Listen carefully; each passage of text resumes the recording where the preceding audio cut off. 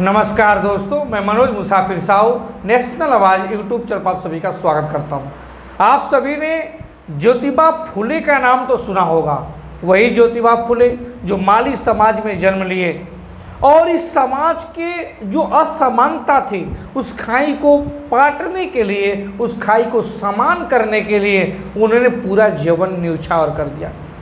महाराष्ट्र के पुणे में जन्म लिए, समाज सेवक थे। वो हमेशा महिलाओं के प्रति जो भेदभाव होता था उसके कटु आलोचक थे। सिर्फ आलोचक नहीं थे बल्कि उस भेदभाव को उन्होंने खत्म करने का बीड़ा उठाया। समाज सुधारक थे।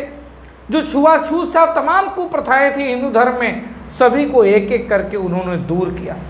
उनको उनमें परिवार का भी साथ मिला और उनकी पत्नी माता सावित्रीबाई फुले को भारत की प्रथम महिला शिक्षिका बोला जाता था। सन 1848 ईस्वी में वो टीचर्स बनी थी, शिक्षक बनी थी। इसी कारण से भारत की प्रथम महिला शिक्षिका के नाम से माता सावित्रीबाई फुले को जाना जाता था।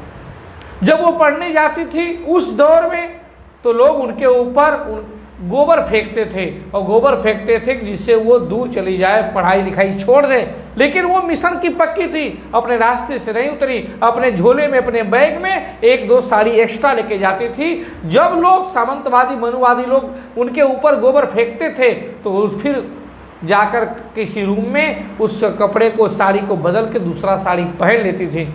और जब उस लायक बनी तो उन्होंने महिलाओं के लिए, लड़कियों के लिए स्कूल खोला पुणे में और स्कूल की एक सीरीज चलाया जिसमें तमाम बच्चियों पढ़ लिख के आगे बढ़ने लगे।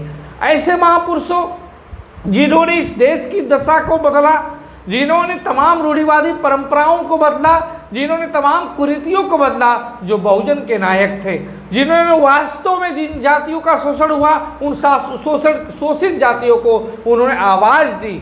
यही कारण है कि बाबा साहब भीमराव अम्बेडकर भी अपना वैचारिक गुरु ज्योतिबा फुले साहब को मानते हैं। जब ज्योतिबा फुले साहब पे एक फिल्म बनती है, नाम है फुले द मैन विद मिशन। जब ये फिल्म बनती है तो फिल्म बनने के बाद सेंसर बोर्ड में जाती है और सेंसर बोर्ड में जानते हैं कौन बैठा है, तमाम काट छाट होती है। इतनी ज़्यादा कैंची चलाई जाती है, इस पर किसी फिल्मों पे नहीं चलाई जाती।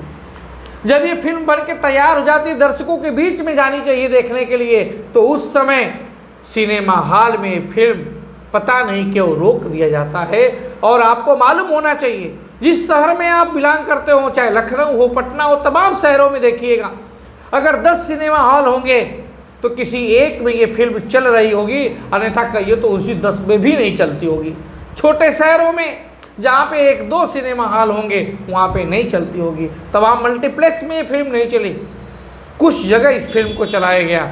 और जब यहाँ पे जैसे किसी शहर में अगर 14-15 सिनेमा हॉल है, मल्टीप्लेक्स हैं, तो एक जगह कहीं इसको स्क्रीन मिल पाई, बाकी जगह इसको स्क्रीन नहीं मिल पाई। इसके पीछे की साजिश को आपको समझना पड़ेगा। और जब लोग तक ये बात नहीं पहुँची तो महात्मा ज्योतिबा फुले, सावित्रीबाई फुले के संघर्ष को और उन लोगों ने हम लोगों के लिए क्या किए, ये बात आज के युवा वर्ग तक नहीं पहुँच पा रही है। दोस्तों, जब उनके बारे में हमें किताबों में नहीं पढ़ाया जाएगा, जब माता सावित्रीबाई फुले, ज्योतिबा फुले के बारे में किताबों में नहीं पढ़ाया जाएगा, उनके ऊपर बनी फिल्म को सरकार तमाम सिनेमा हॉलों में नहीं चलेगी और टैक्स फ्री जबकि करना चाहिए। ऐसी फिल्में तो सभी सिनेमा हॉल छोटे बड़े में चलने के अलावा सरकार को टैक्स फ्री करना चाहिए। द कश्मीर फाइल्स को और तमाम उल्टे सीधे अनाप शनाप फिल्मों को तो टैक्स फ्री कर दिया जाता है, लेकिन इस फिल्म को जिसे बहुजनों के बच्चे, 90% लोगों के बच्चे समझ सके, जान सके कि उनके लिए आज जो सम्मान के साथ वो जीवन जी रहे हैं उसके पीछे किसका त्याग था, लेकिन उसके लिए सरकार के पास कुछ नहीं है। टैक्स फ्री तक छोड़िए, वो तो बहुत बड़ी बात हो गई। और संयोग से आप बताइए कि सिनेमा हॉल में आपके भी शहर में नहीं होगा। लेकिन मैं एक ट्रेलर दिखा रहा हूँ, द मैन विथ मिशन। इस फिल्म को अगर मौका मिलेगा तो देखिएगा और उसका ट्रेलर देख लीजिए। You know, I have a dream. एक ऐसा समाज हो जहां कोई प्रधान नहीं, सब समान हो। The man with a mission, Jyotiba Phule. तो लड़कियों को पढ़ा के तुम क्रांति लाओगे।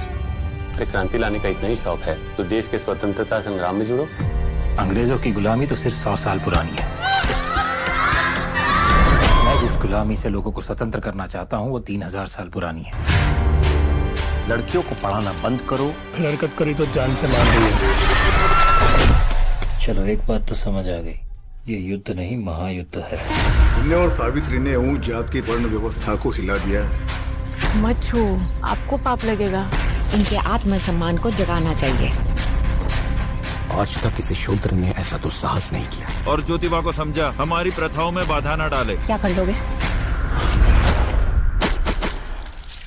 देखते हैं कौन पहले थकता है, वो या हम। देश को सबसे बड़ी गुलामी से आजाद करना चाहता हूँ, दबे कुचलों को उठाना चाहता हूँ। You're challenging the religion of the upper castes.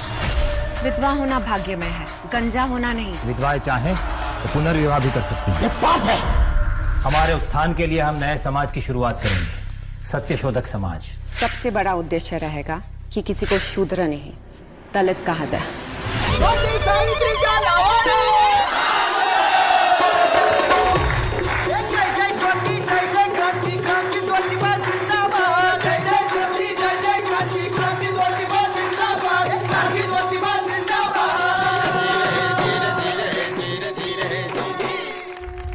हमारा देश एक भावुक देश है। यहाँ धर्म और जाति के नाम पर लोगों को लड़ाना बड़ा ही सरल है। ये भविष्य में भी होगा, बस क्रांति की इस ज्योत को जलाए रखना। आजादी की